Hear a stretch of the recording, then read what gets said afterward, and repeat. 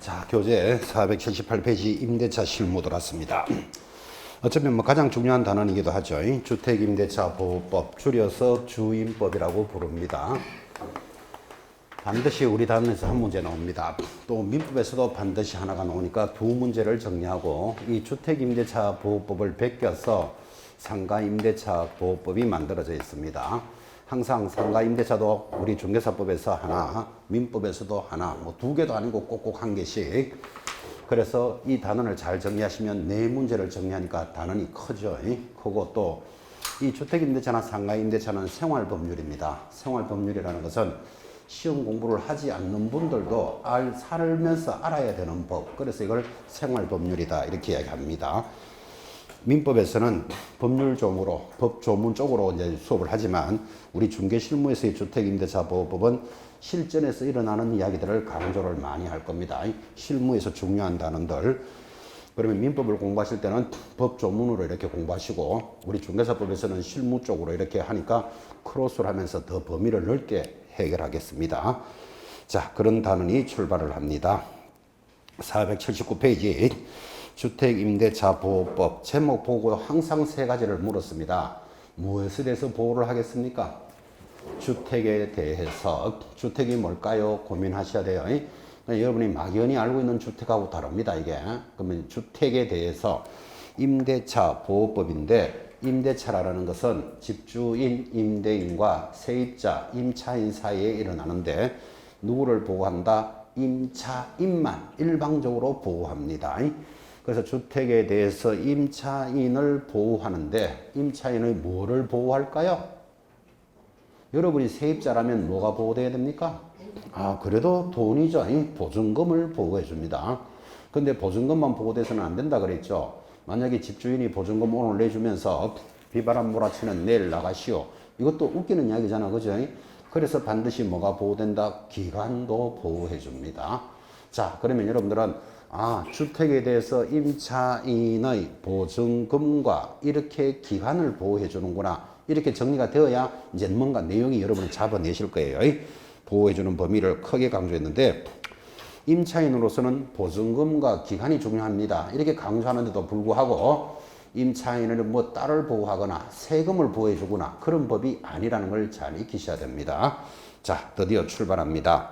479페이지 하단 이 법이 보호되려면 적용되는 범위가 있는데 1번 주거용 건물에 한한다.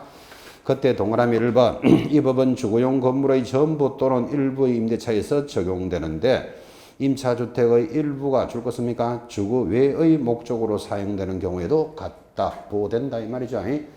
그러니까 주택이라는 것은 집 전체, 아파트 전체를 얻어도 되지만 방 한 칸만 빌려도 된다 이 뜻이에요. 전부도 되고 일부도 되고 주거 외의 목적인 경우에도 보호됩니다. 여러분 구멍가게 같은 데 가보면 구멍가게잖아. 이거는 주택이 아니잖아. 그죠? 근데 반 정도를 잘라서 만약에 주인이 살고 있는 방이 있다면 그거 보호된다 안 된다? 된다고. 주거 외의 목적도 인정해 준다. 2번 별표입니다.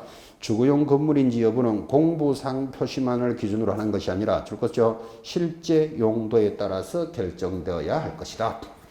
자, 그러면 여관, 여인숙 이런 거는 주택이 아니라는 건 아시죠? 거기에 주인이 살고 있으면 보호된다 안 된다? 됩니다. 여러분 쪽방 이러면서 왜 옛날에 여인숙이 숙박시설인데 방을 개조해서 이제 세입자들 특히 외국인 근로자들이 많이 산다는데 살고 있으면 보호된다 안 된다? 됩니다. 그러니까 실제 용도에 따르지 공부상 기준이 아니라는 걸 잘 보셔야 돼요. 제일 밑에 동그라미 3번 미등기 건물, 무허가 건물에 관계없이 주거용이면 무조건 인정해 줍니다. 등기돼 있다, 안 돼 있다 따지지 않습니다. 무허가 건물도 따지지 않습니다. 여러분 옥탑방 이런 말 들어봤나요? 그 2층에 있는 무허가로 지은 방, 옥탑방 중개할 수도 있고 주택임대차 보호도 됩니다. 등기 여부와 관계없다는 거 잘 체크하셔야 돼요. 미등기나 무허가 건물은 보호 안 될 것 같은 느낌이 확 오도록 시험에 낸다니까요. 그래서 지금 했던 거를 다 합쳐버리면 무슨 말인가 하면 살림만 살면 보호해 주는 거예요. 살림만 살면 보호해 주는데 넘어가시면 2번 법인이 임차인이면 보호되느냐 하니까 법인이 임차인이면 동그라미 1번의 둘째 줄 대항력을 취득할 수 없다. 줄 거놓고 법인은 보호되지 않습니다. 여러분 코롱 주식회사라는 법인에서 그죠? 수원에 아파트를 한 채 새 얻었어요. 왜 얻었는가 하면 이제 코롱 주식회사 지점장 사택으로 쓰려고. 누가 얻었다고요? 코롱 주식회사가 얻었다고. 그러면 세입자로서 보호되지 않습니다. 법인은 보호되지 않는다. 아, 그런데 인정해주는 법인이 3개가 들어왔습니다. 그래서 박스 기업 한국토지주택공사 동그라미 바로 밑에 지방공사 찾았습니까? 기억이 더절 동그라미. 그리고 니은에 내놓으면 중소기업 기본법에 따라 중소기업은 인정해 줍니다. 자, 법인은 보호 안 되는데 보호되는 법인이 3개입니다. 시험 잘 나옵니다. 누구라고요? 토지주택공사, 그걸 LH공사라 합니다. 바로 밑에 지방공사, 중소기업은 인정해 주는 법인이다. 됐고, 내려가면 큰 3번, 외국인은 보호될까요? 안 될까요? 우리나라에 외국인들 많이 들어와서 살림 사는 거 아시죠? 외국인도 당연히 보호됩니다. 자연인이기 때문에. 근데 외국인에 대해서는 거기 동그라미 둘째 줄에 보시면 외국인 등록이나 체류지 변경 신고라는 말이 있습니까? 거기 줄 거 놓고 이 말은 정상적인 외국인이다. 그 뜻이에요. 예를 들면 뭐 미립국자, 그죠? 뭐 이런 사람들은 보호되지 않습니다. 정상적인 외국인입니다. 그 사람들이 외국인 등록을 했거나 체류지 변경 신고를 했다는 뜻이에요. 그래서 정상적인 외국인 보호됩니다. 외국인 됩니다. 오른쪽으로 갑니다. 큰 4번. 일시 사용은 어떻게 되느냐. 그래서 지금까지 했던 말들이 살림만 살면 보호해 준다는데 안 되는 주택이 있습니다. 그게 뭐다? 일시 사용이 명백하면 적용하지 않는다. 유일하게 안 되는 거기 때문에 시험에 잘 나오죠. 여러분 주택이 일시적으로 사용하는 것 어떤 거지요? 옆에 적습니다. 민박집, 콘도, 펜션 이런 것들은 적용되지 않습니다. 2박 3일 살림 사는 집 이런 것들은 보호되지 않는다. 그죠? 그래서 일시 사용은 적용하지 않는다. 내려가면 5번 미등기 전세에 준용한다. 물어나마나 당연하죠. 미등기 됐거나 뭐하거나 당연히 적용해주고. 6번 강행규정 밑줄 긋고 이 법에 규정된 약정으로서 임차인에게 불리한 것은 그 효력이 없다. 그 임차인을 임대인으로 싹 고쳐서 시험에 내기도 합니다. 그래서 임차인에게 불리한 것은 효력이 없다니까 한마디로 말하면 일방적으로 임차인이 유리하다 이 뜻이에요.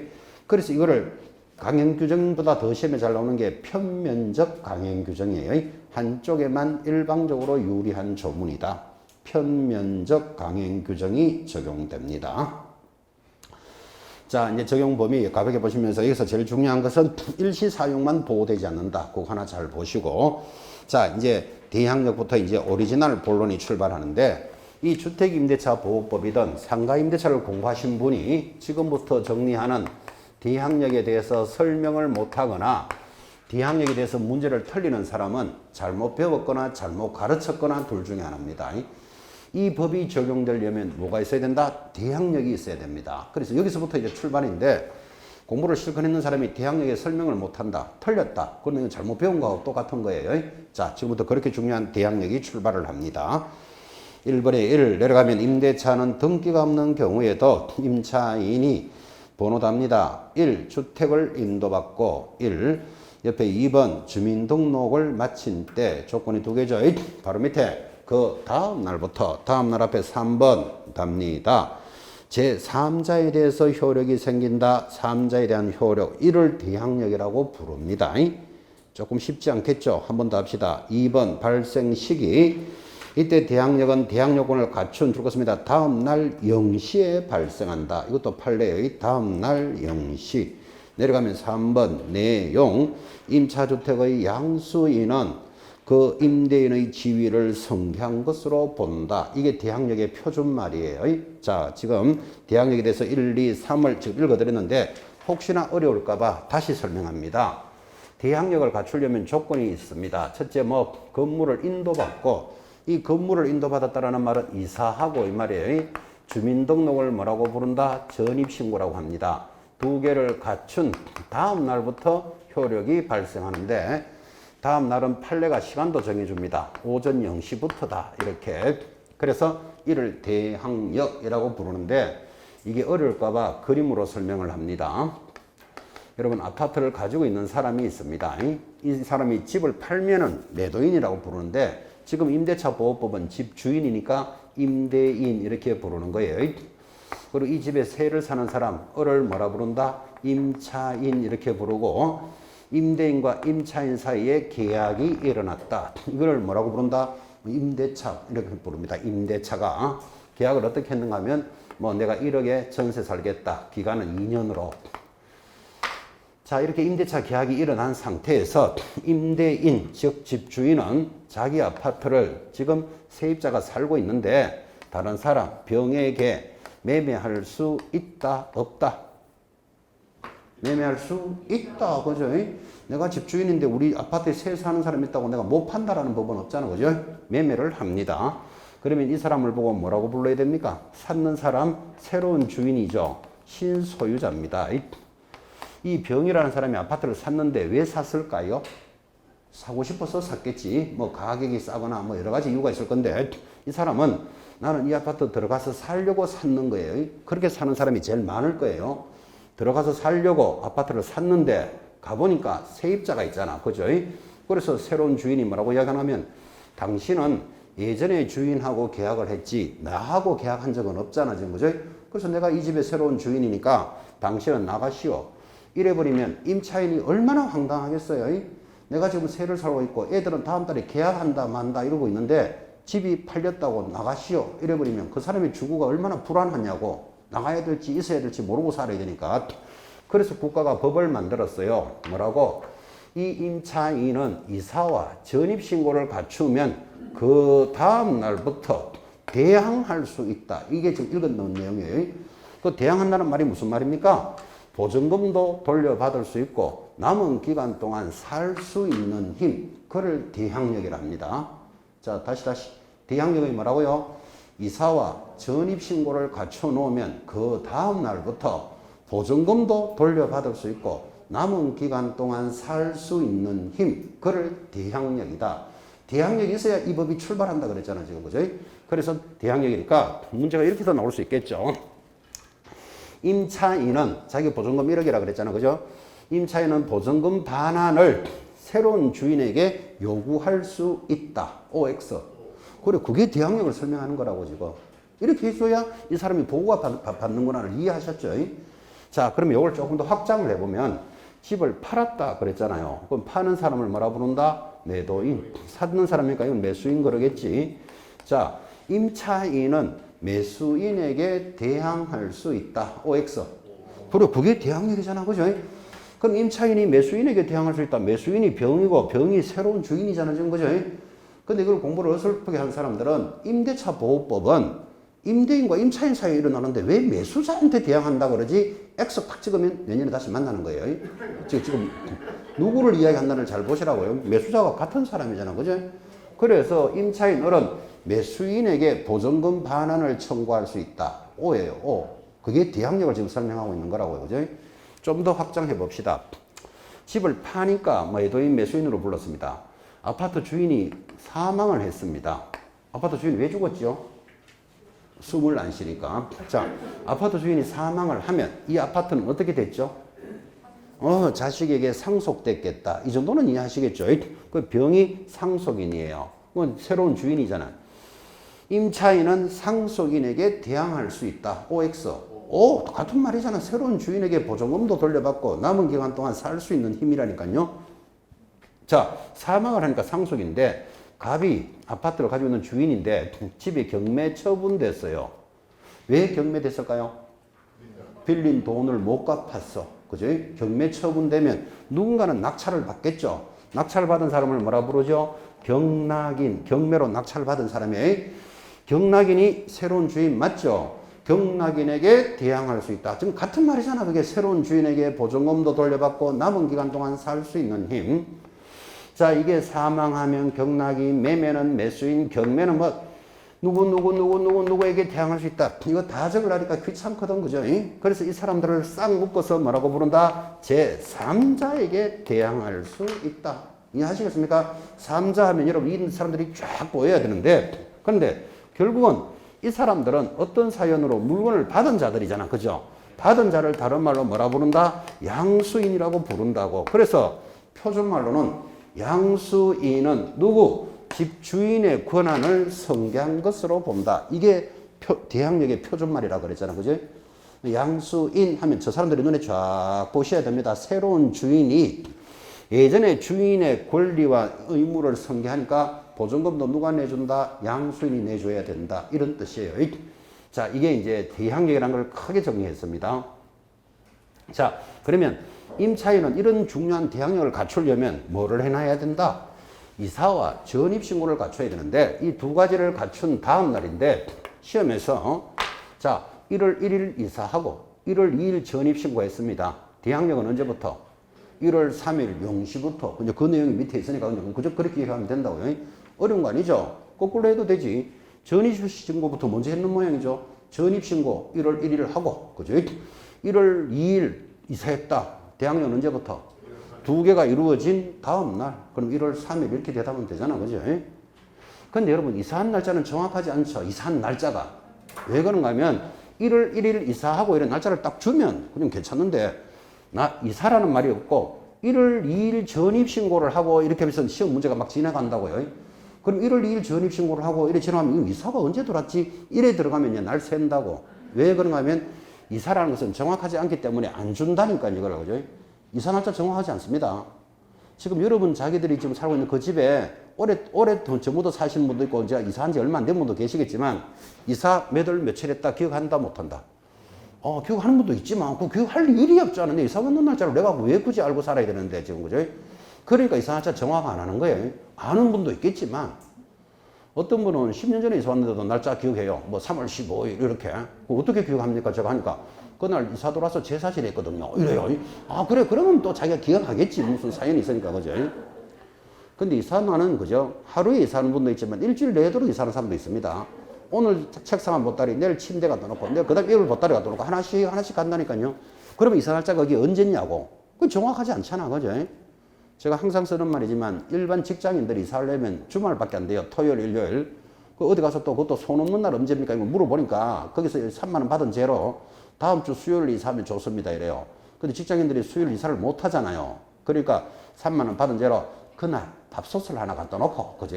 토요일 날 이사 들어가면 괜찮아요. 그래요. 그래가지고 어디 가서 또 밥솥 하나 구해가지고 수요일 갖다 놓고 토요일 날 이사 들어가면 그 사람 이사한 날은 수요일입니까? 토요일입니까?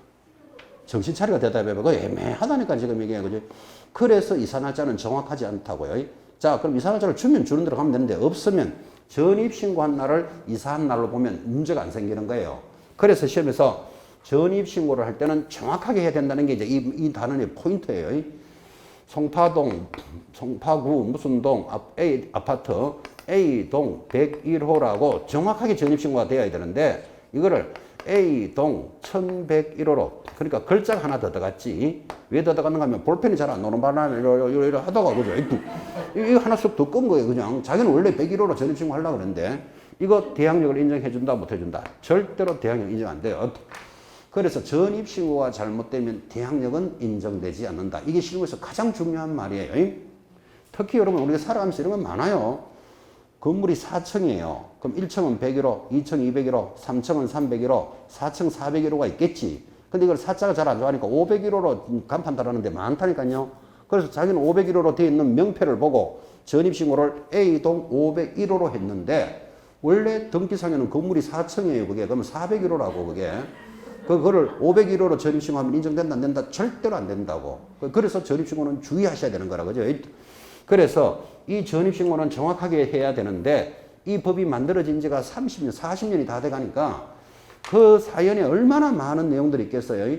그러니까 이런 전입신고는 되나 안 되나 되나 안 되나를 40년 동안 만들어져 있다고. 그래서 민법에서는 이걸 가지고 굉장히 여러분 길게 공부해요. 문제는 하나 정도 나올 똥말똥인데 그래서 전입신고가 인정이 되나 안 되나에 대해서 여러분 한 장 넘겨보시면 482페이지 자 간접전입부터 밑에 주민등록이라는 공시방법 오른쪽 483페이지 상단에 다가구와 다세대는 또 공무원의 착오는 어떻게 되고 막 이런 말들이 쫙 내려가는 거예요. 이게 가볍게 한번 봐봐요. 전부 임차 입장에서 생각하시면 대충 다 맞아 들어가요. 자 여기 임차인이 을이에요. 그래서 계약을 했으니까 전입신고하고 이사 돌았겠죠. 가족이 부인이 한 사람 있고 뭐 부인이 하나밖에 원래 없지만 아들 딸이 있습니다. 그럼 네 식구가 이사 돌았어요. 그죠? 그런데 이사 돌아서 6개월 만에 임차인이 지방으로 발령날 수도 있는 거잖아요. 그럼 또 식구 다 데리고 또 간다는 게 안 쉽잖아. 그죠? 학교도 다니는데. 그래서 계약을 한 임차인은 주소가 빠지고 가족들의 주민등록만 돼 있다면 이거 전입신고로 인정된다? 안 된다? 된다. 이렇게 보호해줘야 안 되겠나? 우리끼리. 그죠? 그런 내용이 정리되어 있다. 이 말이에요. 자, 다시. 여기 딸이 있어요. 딸이 고3인데 고3짜리 딸이 원래 대학 시험에 저 지방에 있는 대학에 합격을 했어요. 그럼 지방대학에 합격을 하면 원룸이나 이런 걸 하나 구해야 되는데 고3짜리가 가서 그거 구하기가 안 쉽잖아요. 그래서 엄마나 아빠가 가서 계약을 하고 계약은 임차인이 엄마나 아빠를 하고 살기는 누가 살고 있다? 딸내미 주민등록이 올라와 있어요. 이거 보호된다 안 된다? 해줘야 안 되겠나? 우리끼리 이야기죠. 그죠? 가족의 주민등록도 인정된다. 그래서 이런 게 된다 안 된다가 이제 쫙 만들어진다고요. 거기 오른쪽에 보시면 3번에 공무원의 착오가 있는데 거기 좀 주의하셔야 돼요.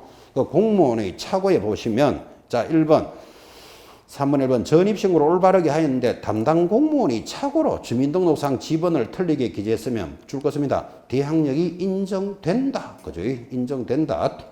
그런데 동그라미 한번 3번 한번 봐봐요. 또 같은 공무원이라도 웃겨요.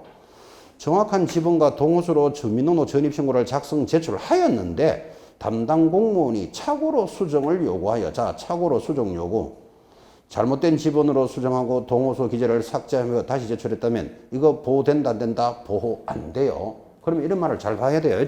자 지금 무슨 이야기를 했는가 하면 공무원이라는 이름이 딱 나오더라도 공무원이 착오로 잘못 적었대. 자 착오로 기재했대.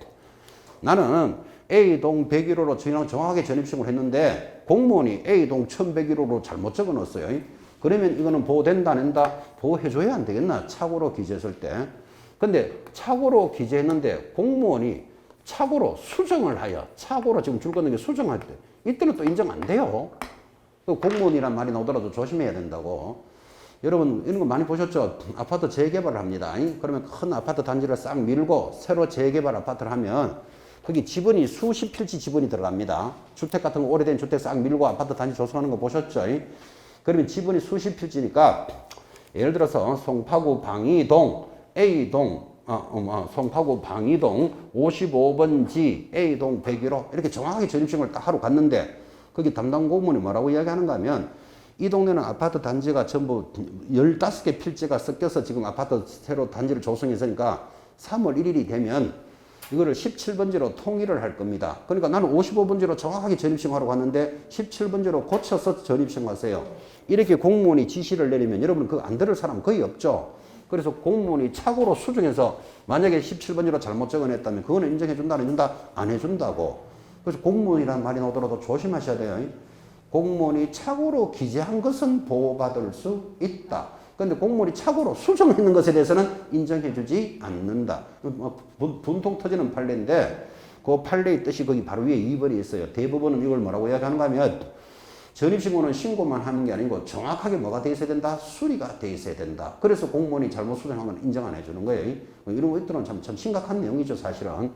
자, 그럼 같은 공무원이 나오더라도 이거를 주의하셔야 되는데 거기 또 보면 다가구와 다세대라는 말이 있어요. 이것도 시험에 굉장히 잘 들어왔는데 자, 2번, 1번 다가구는 뭐라고 돼 있다? 단독주택의 동그라미. 그러니까 뭐만 기재하면 되고 지번만 기재하면 되고 거기 지번이라는 말이 있죠. 동그라미 2번입니다. 임차인이 다세대 주택이라고 그랬습니다. 다세대 주택의 동그라미. 이거는 공동주택이니까 옆에 동호수 표시가 없으면 보호되지 않는다. 자, 그러면 이제 이게 또 공부하고 연결되기 때문에 중요한 단어인데 이거를 기억하려면 이 공부를 하셔야 돼요. 단독주택의 종류와 공동주택의 종류를 알아야 뭐가 이야기가 되는 거예요. 공법에서 단독주택과 공동주택에 대해서 공부합니다. 그리고 단독주택은 단, 다, 공이 있다. 지금 시간에 암기해요. 공동주택은 기를 공동주택이라고 합니다. 여러분들은 이 공부를 하실 때 그죠? 아파트는 5개층 이상이고 면적은 660제곱미터를 넘으면 아파트라 부르고 막 여기 숫자에 억수로 연연하시는데 사실 공법에서는 숫자 시험 그렇게 많이 안 나옵니다. 공부는 굉장히 많이 하는데 그죠? 뭐가 종류가 더 중요합니다. 오히려. 그래서 단독주택의 종류 뭐라고요? 단, 다, 공이 있다. 단은 뭐겠어요? 단독주택. 단은 지금 동그라미 있는 거 다가구주택, 다는 다중주택, 공은 공간이에요. 이놈들은 단독주택이니까 집업만 있어도 보호받을 수 있다. 집업만 기재해도 전입신고는 인정해준다. 근데 공동주택은 아가 뭘까요? 아파트. 여는 연립주택, 다는 다세대주택, 기는 기숙사예요. 공동주택이니까 반드시 뭐가 기재되어야 된다? 동호수를 기재해야만 보호받는 거예요. 여기서 이제 포인트가 여러분 보여야 됩니다. 다가구는 단독주택이잖아요. 그러니까 집업만 기재해도 되는데 다세대는 공동주택이잖아요. 동호수까지 기재해야 된다. 되겠습니까? 이거를 구분하셔야 되는데 이게 잘 안 되는 분이 많아. 아직도 다가구가 단독인지 다세대가 공동인지 안 되는 분은 이렇게라도 기억해요. 여러분 다가구는 가구가 많다고 생각하라고요. 그러면 한 집에 침대가 2개, 3개 있을 수 있다 없다? 있지. 엄마 침대, 아빠 침대, 애기 침대 있을 수 있잖아요. 그럼 가구가 3개 있다고 그 집은 세 집이 사는 거다. 그래도 한 집이 사는 거다. 한 집. 그래서 다가구는 단독인 거예요. 그래라도 기억하시라고. 그럼 가구가 단독이면 다세대는 공동이다. 그래라도 찾아내겠지. 그래도 기억해봐요. 여러분 식탁에 의자가 보통 몇 개 있죠? 뭐 한 4개 이렇게 있지. 그럼 우리 집에 식탁에 의자가 4개 있다고 우리는 4집이 사는 거다. 그래도 한 집이 사는 거다. 한 집이 사는 거예요. 식탁 의자 4개, 4집 사면 완전 콩가루 집안이 다 따로 산다는 말이잖아요. 그게 콩가루잖아. 이거 이거죠. 그래서 가구가 아무리 많아도 단독이에요. 그러면 다세대는 공동이다. 이건 찾아내겠나고. 그래서 다세대는 공동이니까 동호수를 기재하지만 다가구는 단독이니까 집업만 기재도 되는데, 근데 원래는 다가구 주택이었어요. 그러면 집업만 기재하고 전입신고를 들어왔는데 이게 몇 달 있다가 다세대로 바꾸었어. 다세대로 바꾸면 다시 동호수를 기재해서 전입신고를 해야 되는데 대항력은 바꿨을 때부터가 아니고 다가구로 들어왔을 때부터 인정해줘야 그 사람이 보호를 받겠죠. 그 판례도 밑에 있다고요. 거기 보시면 그 판례가 거기 상단에 2번에 3번 한번 봐봐요. 그것도 대법원 판례죠. 다가구용은 뭐라? 단독주택이라고 그랬잖아요. 단독주택이 다세대로 변경되었다는 사정만으로 임차인이 이미 취득한 대항력을 상실하는 것은 아니다. 라는 말은 전입신고를 다시 했더라도 그 전부터 있던 대항력을 인정해준다. 그런 뜻이에요. 이렇게 해줘야 세입자가 보호를 받을 거잖아, 지금. 그죠? 그래서 이런 판례들이 이제 계속 민법에서 건드립니다. 거기 쭉 내려오면 4번에 주민등록의 직권말소라는 말이 있는데 이것도 참 웃기는 이야기지만 여러분 한번 봐봐요. 이 아파트에 임차인이 들어와서 이사와 전입신고를 갖춰놓고 있어요. 그럼 대항력이 있다는 말이잖아. 그죠? 근데 건물 주인이 이 임차인의 주민등록을 말소를 시켜요. 이걸 왜 말소를 시킨가 하면 전입신고가 없으면 대항력 있는 자가 없잖아. 그죠? 그럼 은행이 대출을 더 받을 수 있다고. 되죠? 그래서 직권말소가 요새 그렇게 되는지는 안 되는지 모르지만 옛날 좀 어설펐던 시절이겠지. 그래서 임차인의 사정 없이 임대인이 주민등록을 직권으로 말소시켰다면 그 사람의 대항력은 인정해준다 안 해준다? 해줘야 안 되겠나? 보호해줘야 안 되겠나? 그죠? 그런 말들이 직권말소 그런 내용이에요. 그 정도로 익히시면 됩니다. 자, 그래서 대항력의 내용 지금 전달을 다 했던 그 내용이 연결이 되어 있고 이제 이렇게 대항력을 갖춘 자가 이제 지금부터 본격적으로 보증금이 보호됩니다. 그래서 485페이지 4번 무슨 변제권, 우선 변제권 하는 게 이제 출발을 하는 거예요. 자, 이런 이제 대항력이 갖춰졌다면 첫 번째 보호해 주는 게 우선 변제권이 있는데 여러분 잘 들어보니까 우선 변제는 너에게 보증금을 먼저 해주겠다 이 말이에요. 이거 우선 변제예요. 어떻게? 조건은 무조건 대항력은 갖춰야 된다고 지금 이렇게 진하게 공부했고 대항력이 있는 자가 확정일자를 딱 찍으면 무슨 변제권? 우선 변제권이 있는데 우선 변제권은 후순위에 우선한다. 이 후순위라는 말을 잘 들으셔야 된다고. 그래서 후순위에 우선하는 권리 우선 변제권. 조건은 확정일자. 항상 대항력은 무조건 있어야 돼요. 대항력이 있어야만 이 법이 보호된다 그랬잖아 지금. 그죠? 그래서 대항력을 갖춘 자가 확정일자를 딱 찍으면 우선 변제권이 발생합니다. 자, 교재 485페이지 지금 했던 말이 연결되어 있죠. 1번의 성립 요건, 대항요건과 뭐를 갖추면 확정일자를 갖춘 임차인은 경공매 시에 줄 딱 끊으셔야 돼요. 경공매 시 경매법원에 배당 요구를 함으로써 대지의 매각대금을 포함한 임차주택의 환가대금에서 무슨 말이 나옵니까? 후순위 권리자에 우선한다. 항상 후순위라는 말을 찾아내셔야 됩니다.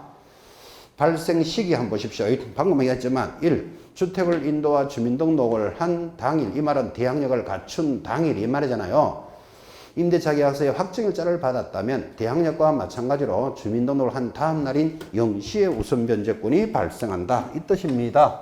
자, 언제 발생하느냐를 물었는데 1월 1일 이사하고 전입신고하고 당일날 확정일자도 찍었대.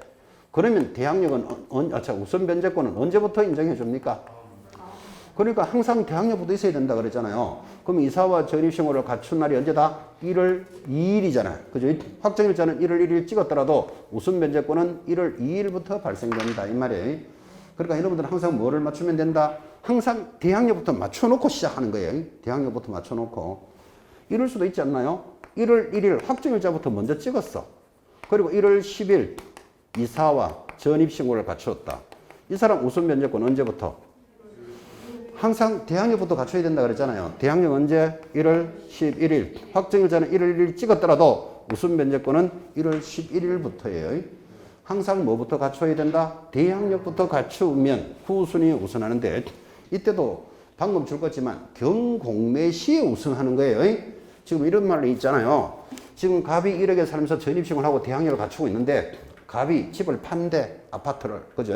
그러면 이제 매매 계약을 하는데 임차인이 야, 나 확정일자 찍어놨으니까 보증금부터 돌려주고 팔아라. 이런 말 있다 없다? 없어요. 매매 시에 적용 안 해요. 방금 줄 거잖아. 언제?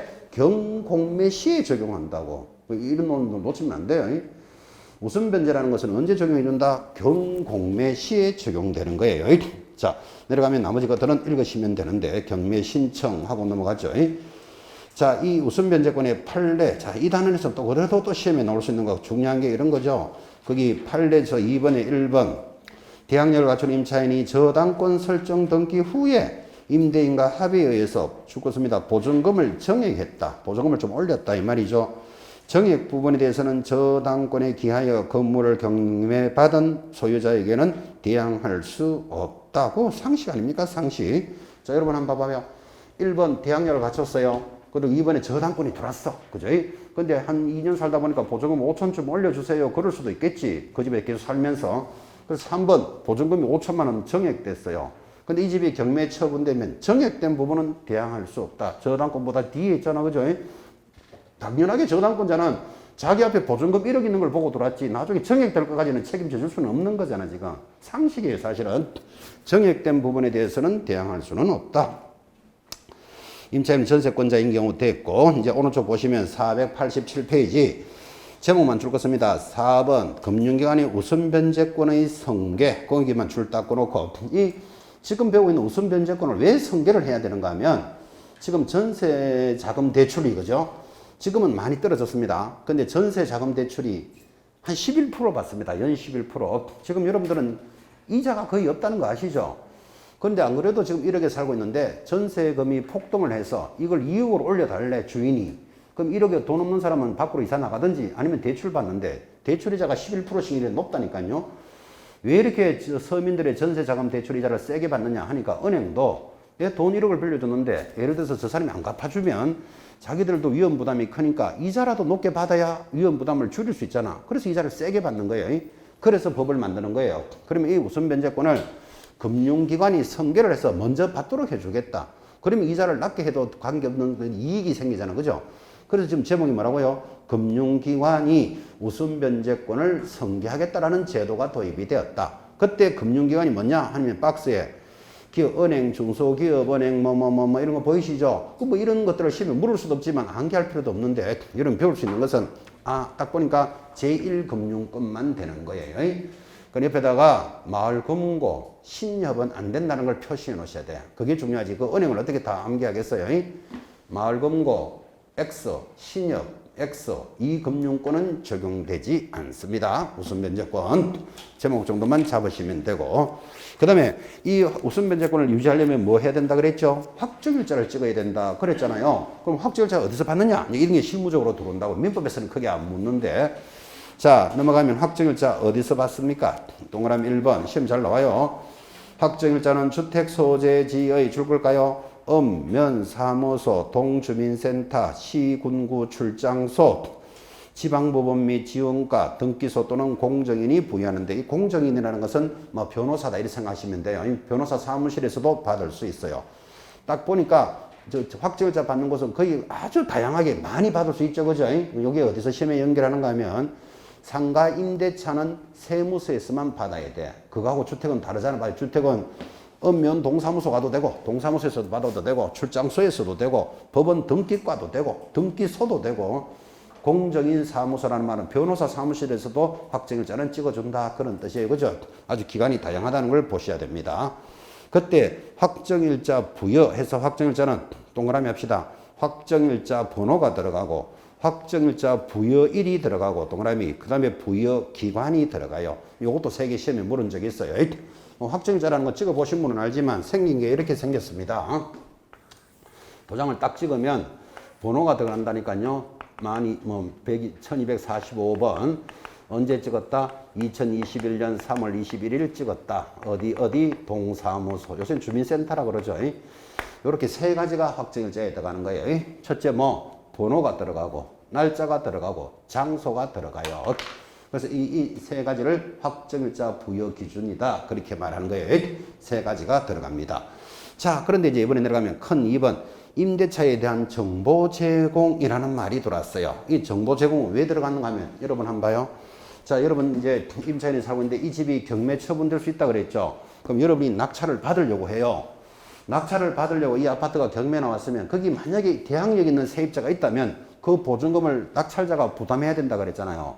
그럼 여러분 같으면 아니 내가 이 물건을 경매로 낙찰을 받는데 대항력 있는 세입자가 있으면 나는 안 받을 거야. 왜? 돈을 이름 내가 내줘야 되니까.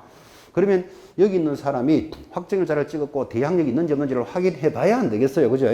그러면 이 사람 보고 확정일자 찍었습니까? 안 찍었습니까?를 정보를 요청할 수 있다. 중요한 단어이죠. 그죠?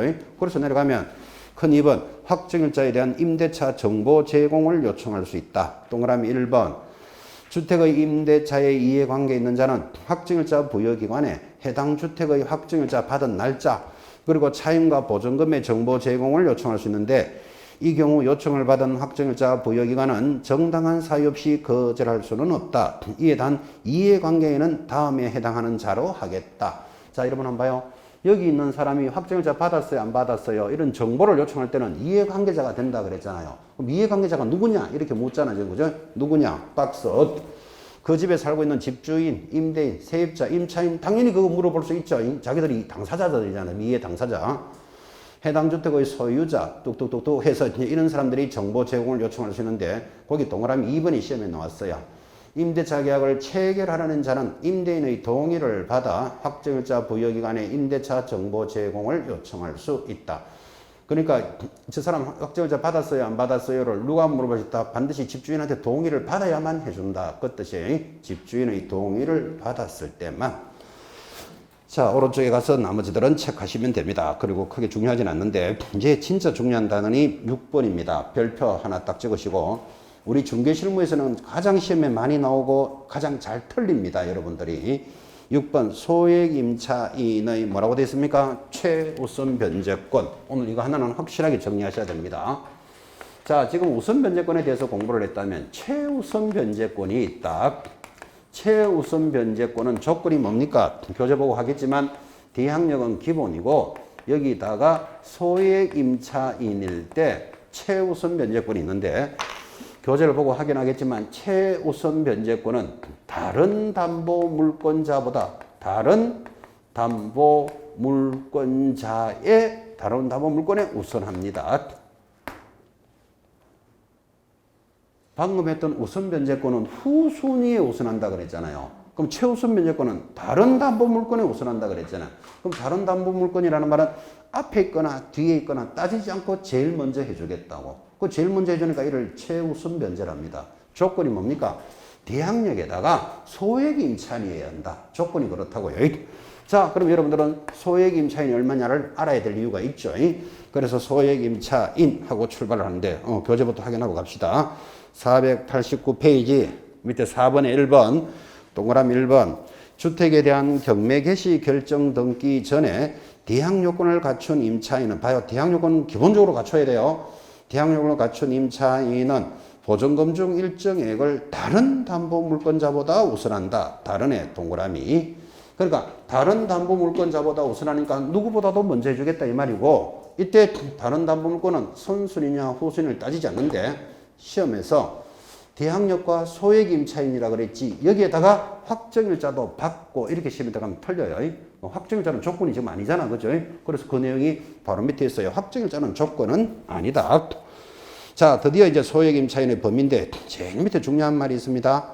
소액임차인의 범위에서 주택가액의 얼마를 넘지 못한다? 2분의 1을 초과할 수는 없다. 이게 가장 중요한 말이에요. 주택가액의 2분의 1 동그라미 하고 넘어가면 거기 표가 하나 나타나는데, 이 표가 40년 된 표를 다 갖다 걸 수가 없으니까 가장 최근에 거하고 앞에 바뀐 거 두 개만 딱 걸어 놓은 거예요. 자, 그러면 그 표의 제일 밑에 보면 2018년 9월 18일 하는 날짜 찾았습니까? 진하게 표시났죠. 옆에다가 현재 적어 놓으셔야 돼요. 2018년 9월 18일부터 현재 이 말이에요. 현재는 서울은 얼마로 되어 있습니까? 표 읽을 줄 알아야 됩니다. 서울은 얼마? 1억 1000 이하일 때 얼마까지? 3700까지는 최우선 해주겠다. 표가 그렇게 되어 있습니다. 여러분, 서울을 싸고 있는 지역을 뭐라 부른다? 과밀권 그럽니다. 과밀권은 어떻게 되어 있습니까? 1억 이하일 때 얼마까지? 3400만 원까지 되어 있습니까? 표 읽을 줄 알아야 됩니다. 나머지 광역시, 안산, 용인 이런 데는 얼마죠? 6천만 원 이하일 때 얼마? 2천만 원까지 최우선해 줍니다. 표를 못 읽으시는 것 같다. 굉장히 조용해지는데. 거기 광역시 안산, 김포, 광주, 파주는 얼마? 6천일 때 2천만 원까지 돼 있죠. 이거 기억해야 된다고. 그다음 이거 말고 나머지 지역, 우리말로 외갓집 동네, 이거 말고 나머지 기타 지역은 얼마죠? 5천만 원 이하일 때 1,700까지를 제일 먼저 해주겠다. 이게 최우선의 기준이다 이 말이에요. 자, 이 숫자가 언제부터? 2018년 9월 18일부터 현재인데, 자, 이거를 다 기억하면 좋겠지만 그래도 여러분들은 서울 것은 기억하셔야 됩니다. 여러분이 영업할 지역이기도 하고 시험에서 서울이 제일 잘 나오니까 서울은 암기해 놔야 돼요. 서울은 얼마라고요? 1억 1000 이하일 때 3700만 원까지를 누구보다도 먼저 해줍니다. 그 기준을 기억하라고요. 이걸 기억하라고 지금부터 문제 내봅니다. 서울에서 보증금 2억에 사는 사람이 있겠다 없겠다? 많겠지. 서울에 얼마나 인구가 1000만인데 그죠? 보증금 2억에 사는 사람은 최우선 변제 얼마까지 될까요? 한 푼도 받을 수 없다. 1억 1000일 때 3700까지니까 2억이면 한 푼도 못 받는 거예요. 자, 다시 서울에도 1억에 사는 사람이 있겠죠. 최우선 변제 얼마까지? 3700까지. 그렇게 대답하셔야 돼요. 1억 1000일 때 3700이니까 1억이면 한 3600쯤 이렇게 돌아가고 있으면 내년에 다시 만나요. 그러니까 1억 1000 이하일 때 무조건 3700 되는 거예요. 자, 다시 서울에도 빌라 같은 데 보증금 3700에 사는 사람이 있겠다 없겠다? 있을 수 있죠. 3700 사는 최우선 변제 얼마? 3700만 원 전액을 누구보다도 먼저 해주는 거예요. 자, 다시 서울에도 보증금 1000에 월세 50 이렇게 사는 사람이 있을걸요. 보증금 1000이면 얼마까지? 1000만 원만 최우선 되는 거예요. 근데 그 3700을 해줄 수는 없죠. 그래서 이제 표를 대충 암기하신 거예요. 서울 것은 기억해 놓으셔야 됩니다. 자, 그런데 이제 이 기준에서 시험이 안 나오면 그만인데 나오면 반드시 물어야 되는 게 두 개가 정해져 있습니다. 자, 첫 번째 아까 보셨죠? 얼마의 범위 내에서 2분의 1의 범위 내에서만 최우선해 준다. 그거 줄 것이었어요. 그 다음 두 번째 조건이 거기 표 바로 밑에 보면 사실 그거 작게 적어서 좀 속상한데 표 바로 밑에는 작은 글씨를 별표를 2개 딱 찍어 놓으셔야 돼요. 얼마나 중요한 말인가 하면 임차인의 선순위 저당권, 담보물권이 있는 경우에 조금 더 줄 것입니까? 저당권 설정일을 기준으로 임차인의 소액 임차인이 해당되는지를 결정한다. 이런 말이 있잖아요. 지금 그죠? 거기 별표 2개 해놓고 그 말을 뭐라고 부르는가 하면 조건이 선순위 담보 일자를 기준으로 한다. 지금 그 말이에요. 그게 선순위 담보 일자를 기준으로 하겠다. 자, 그러면 최우선 변제는 시험에 안 나오면 그만인데 나왔다면 이 두 개를 안 물을 수가 없다고.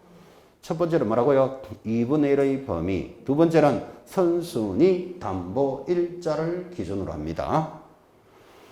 자, 지금부터 이제 이 두 개를 익히시라고 예를 들어 드리는데, 이 예는 굳이 그림 그리지 마시라고요. 그림이 움직이기 때문에 그리지도 못하고 이해만 하라고요. 자, 첫 번째 조건이 2분의 1의 범위라는 걸 이렇게 설명합니다. 필기하지 말고 잘 보라 그랬죠. 여기가 서울에 있는 주택입니다. 항상 최우선 변제는 지역에 따라서 다르기 때문에 어느 지역이다를 설명해 준다고요. 서울에 있는 주택이고 세입자가 1억 1천만 원에 두 사람이 살고 있어요. 두 집이. 근데 이 집이 경매 처분돼 가지고 1억에 낙찰이 되었다면 이 두 사람의 세입자들은 최우선 변제는 누구보다도 먼저 받는 거잖아. 그죠? 얼마씩 최우선이 될까요? 제목은 기억하시겠습니까? 어디 있는 주택으로서? 서울에 있는 주택으로서 세입자 갑벌이 1억 1천에 두 가구가 살아요. 근데 이 집이 경매 처분되어서 1억에 낙찰이 되었다면 이 사람들은 최우선 변제를 얼마를 받느냐고. 최우선 변제를 얼마까지? 2,500에. 자, 여기서 여러분 배울 수 있는 거. 지금 서울에서는 1억 1천일 때 3,700 된다 그랬잖아요. 근데 이 사람들은 2,500씩 밖에 안 나가잖아. 왜 그런가 하면 이 1억이라는 대금에서 최우선 해주는 게 아니고 2분의 1의 범위 내에서만 해준다니까요. 그 2분의 1을 기억하라 그랬잖아. 그럼 2분의 1이면 얼마? 5천이잖아. 5천을 가지고 두 집을 해주는데 3,700씩 해줄 수가 없다는 건 이해되죠? 그러면 나누기 2를 하니까 얼마? 2,500씩 밖에 안 나가는 거예요. 자, 그럼 여기서 중요하게 배우는 거.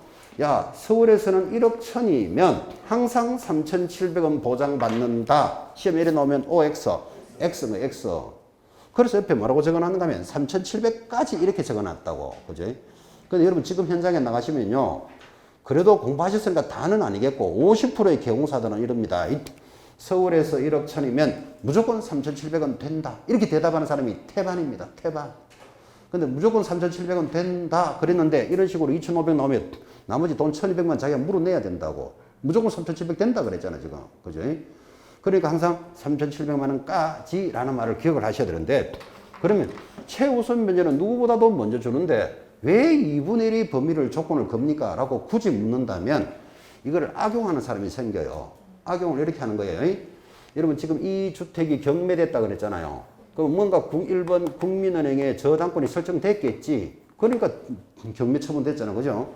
그런데 이 물건이 경매 처분될 거라고 누구보다도 제일 먼저 아는 사람이 있어요. 누굴까요?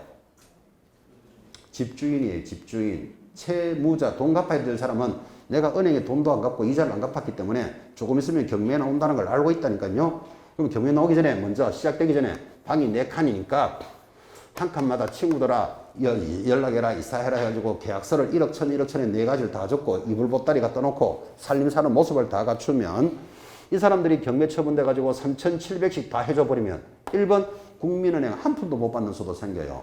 이렇게 악용하는 것을 방지하기 위해서 얼마의 범위 내에서만 해준다? 2분의 1의 범위만 해준다. 이렇게 법을 정하는 거예요.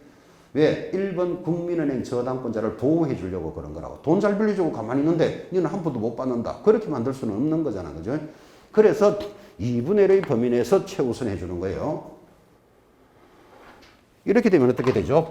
자, 이 주택이 서울에 있는 주택이고 1억에 낙찰이 됐는데 여기 세입자가 한 사람만 살아요. 1억 1천에. 이 사람은 최우선 면제를 얼마 받을까요? 당연하지. 1억이니까 1억에 2분의 1이면 얼마? 5천. 5천인데 몇 사람 산다고요? 한 사람이 살아. 그럼 이 사람 3,700 주는 데는 전혀 지장이 없잖아. 그 3,700이 안 된다 이야기하는 건 아니잖아요. 지금. 그지? 그래서 3,700만 원까지 가능합니다. 자, 2분의 1을 기억하셔야 됩니다. 더 중요한 것은 선순위 담보일자를 기준으로 합니다. 자, 그럼 선순위 담보일자를 이해시키려고 또 그림을 그리는데 여러분 그리지 마시고 많이도 가지 말고, 그죠? 여러분이 이 서울에 있는 주택에 이사를 갔다고 한번 쳐봐요. 지금 강남에 살다가 관악구로 이사 가는 거예요. 그 서울에서 이사 갔다 이 말이에요. 언제? 자기 일이니까 좀 더 신경 안 쓰겠어요. 2021년 4월 1일이면 이달 초에요. 보증금 얼마에? 1억 1천으로 신림동으로 이사를 간 거예요. 신림동도 서울에 있잖아. 그죠? 이사를 가보니까 이 주택에 2018년 1월 1일 국민은행에 5천만 원이 설정이 돼 있어요. 5천만 원. 자, 그러면 여러분이 2021년 4월 1일 이달 초 보증금 1억 1천으로 해서 이사를 가보니까 선순위 담보가 2018년 1월 1일 국민 5천만 원이 있다면 이 내가 들어간 1억 1천만 원에 대해서는 위험하다, 위험하지 않다. 별로 위험하지 않습니다. 안전한 주택입니다. 여러분 내가 이 주택에 1억 1천 보증금으로 들어가면 이 아파트 가격이 얼마일까요? 잘은 모르겠지만 한 3억 든다고 치고 만약에 돈을 안 갚아주면 국민은행이 경매 신청하겠죠. 그러면 3억짜리가 예를 들어서 2억 5천이 나왔다 치고 거기 5천만 원 받아가도 내 거 1억 1천 받는 데는 크게 문제가 없잖아 지금. 그죠? 그럼 이 정도 주택은 안전한 거예요. 또 서울에는 아파트 1순위에 뭐 전세자금 대출 한 5천만 원 정도는 기본적으로 대충이 있습니다. 그러니까 안전한 주택인데 그래도 이 사람이 돈을 안 갚아주면 이 집이 국민은행이 경매 처분할 거잖아. 그죠? 그럼 나는 최우선 면제 얼마를 받을까는 알고는 살아야지. 공부했는 사람이니까. 그죠? 최우선 면제 얼마까지 받을 수 있을까요? 문제는 이해하겠습니까? 여러분 자기 일이라고 쳐요. 2021년 4월 1일이면 이달 초잖아요. 이달 초 신림동으로, 그건 같은 서울이지. 신림동으로 1억 1천만 원의 보증금으로 아파트 이사를 갔는데 가보니까 그 집에 선수리 담보가 2018년 1월 1일 국민은행에 5천만 원이 설정되어 있는데요. 그러면 만약에 이게 경매 처분 됐다면 나는 최우선 면제를 얼마 받을 수 있을까요? 답은 한 푼도 받을 수 없다. 그러니까 이거를 무조건 1억 천이면 3,700이 된다고 밖에 설명한 사람이 태반이다 증거를 했잖아요. 그죠? 왜 한 푼도 못 받습니까? 하니까 내가 이사 들어가는 날짜가 아니고 선순위가 담보되어 있는 날짜를 기준으로 한다를 기억하라 그랬다고. 선순위 담보되어 있는 날이 언제죠? 2018년 1월 1일이잖아요. 서울에서는 1억 천일 때 3,700까지를 언제부터 해주는 거다? 2018년 9월 18일부터 이렇게 돼 있다고 표에 돼 있잖아 지금.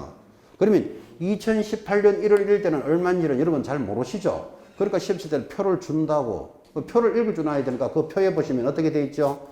2018년 1월 1일이면 서울에서는 얼마까지 받을 수 있다? 아, 그거 찾아내겠나요? 1억일 때 얼마까지? 3,400이라는 표가 있다고 거기 줄 것에 오늘 봤으니까 그 정도까지는 공부해놔야 돼. 그죠? 자, 그러면 국민은행이 이 집을 담보대출해 줄 때는 그때는 최우선 면제가 얼마다? 1억일 때 3,400이라는 걸 알고 국민은행이 빌려줬는데 지금 법이 바뀌어가지고 1억 천일 때 3,700을 먼저 해줘버리면 또 일본 국민은행이 불이의 손해를 보는 수가 생기겠지. 그죠? 돈 잘 빌려주고 가만히 있는데 금융기관 네가 손해봐라. 그렇게 못한다니까요. 그러니까 담보가 설정되어 있는 날짜를 따지면 그때는 1억일 때 3,400이니까 나 지금 보증금 얼마에 들어가고 있다? 1억 천에 들어가고 있다 그랬잖아. 그러면 한 푼도 받을 수 없다. 근데 이거를 지금 1억 천이면 서울은 무조건 3,700 된다고 대답하는 경우수가 50% 된다니까 지금. 그죠? 그래서 이걸 주의하셔야 된다고. 지금 이야기하는 걸 헷갈리게 하시는 분은 일단 이거 두 개는 기억해놔야 돼요. 최우선 면제 실무에서 제일 중요한 거 2분의 1의 범위. 그 다음에 하나는 뭐 선순위가 담보되어 있는 날짜를 기준으로 한다고. 문제 하나 더 내봅시다. 오늘 여기까지 수업할 건데 여러분이 신림동으로 이사를 갔는데 4월 1일 가보니까 대출이 언제 돼 있는가 하면 2020년 1월 1일 국민은행에 5천만 원이 설정되어 있어요. 나는 최우선 면제 얼마까지 받을 수 있을까요? 2020년 1월 1일이면 그 표 봐요. 2020년 1일이면 서울은 얼마까지 됐어요? 1억 천 이하일 때 얼마까지? 3,700까지 그래 돼 있죠. 그러면 내가 1억 천에 들어가니까 나는 얼마까지 받을 수 있다? 3,700 받을 수 있는 거예요. 그래서 내가 이사 들어가는 날짜가 아니라니까. 뭐를 기준으로 한다? 선순위가 담보되어 있는 날짜를 기준으로 한다. 되겠습니까? 자, 그러면 나중에 여러분들이 현장에서 중개업을 하실 때 예를 들어 뭐 빌란지 아파트인지 1억 천에 전세 들어온 사람이 있어요. 그러면 여러분이 지금 서울에서 영업하고 있을 때 만약에 이 주택이 경매 처분되면 나는 최우선 면제를 얼마까지 받을 수 있습니까? 이렇게 물을 거라고. 물을 때 여러분들은 몰라요. 이래가지고 지금 중개 못 하잖아, 지금. 그죠? 그러니까 등기부를 딱 떼보면 요새 인터넷 탁 치면 바로 나오잖아요. 등기부가 설정되는 날짜를 봐야 돼. 그래서 그 담보가 되어 있는 날이 2018년 9월 18일부터 현재는 얼마다? 서울에서는 1억 천일 때 3,700까지 되는 거예요. 담보가 되어 있던 날짜를 기준으로 한다. 이 의미를 잘 새기셔야 됩니다. 이 말을 그 표 밑에는 그렇게 적어놨잖아요. 시험에 나왔던 지문이에요. 임차인의 선순위에 저당권이 있다면 저당권 설정일을 기준으로 소액 임차인인지를 결정하지. 내가 지금 소액 임차인이 되는지를 결정하지 않는다고. 저당권이 설정되어 있는 날짜, 그걸 뭐라고 부릅니까? 선순위 담보 일자를 기준으로 하겠다. 그런 뜻이에요. 내려가니까 3번 주택임대차위원회라는 게 나옵니다. 자, 주택임대차위원회는 이런 거 걱정 안 되십니까, 여러분? 서울에서는 1억 7일 때 3,700인데 이거를 서울에서는 2억 이하일 때 만약에 2억까지를 최우선해 준다. 그러면 많은 세입자들이 보호를 받을 건데 법을 왜 이렇게 정했을까요? 이것도 그 표에서 느끼시지만 몇 년마다 조금씩 달라지잖아요. 1억에서 1억 1천 이런 식으로 조금씩 달라지죠. 이게 표가 크게 달라져 버리면 2억일 때 2억까지 보호해 준다면 우리나라 경제가 절단납니다. 대출했던 거 전부 다 회수 들어옵니다. 회수. 은행에서 보면 그렇잖아요. 내보다 먼저 받아가는 게 최우선 변제인데 2억까지를 최우선 변제 다 해줘버리면 은행이 받아갈 돈이 거의 없어진다고. 그러니까 그렇게 식으로 법을 만들면 경제가 절단나요. 그러니까 1억 1천일 때 3,700까지 이런 숫자를 누가 만드는가 하면 밑에 주택임대차위원회에서 결정을 하는데 비밀스럽게 회의해요. 국가 경제에 영향이 굉장히 크기 때문에. 자, 3번에 1번 우선 변제를 받을 소액 임차인 거기 동그라미 놓고 보존검증 일정액의 범위와 기준을 심의하기 위해서 줄 걸까요? 법무부에 주택임대차위원회를 둔다. 이게 주택임대차위원회의 거기는 위원장 1인을 포함하여 9에서 15명으로 구성을 하고 위원회 위원장은 법무부 차관이 된다. 그까지만 기억하시고 오른쪽에 전문가들인 이런 변호사, 교수, 박사 이런 사람들이 이런 위원회를 결정하니까 이런 걸 결정하는 기관이 주택임대차위원회다까지만 기억하시면 됩니다. 시험에 더 이상 나올 건 없고 자, 그 다음에 이어지는 내용이 492페이지 임차권 등기 명령입니다. 또 이 단원이 아주 중요한 단원이 남아 있습니다. 그리고 다음 주에 임차권 등기부터 해서 마무리 경매까지 마무리를 할 겁니다. 대단히 수고하셨습니다. 다음 주에 뵙겠습니다.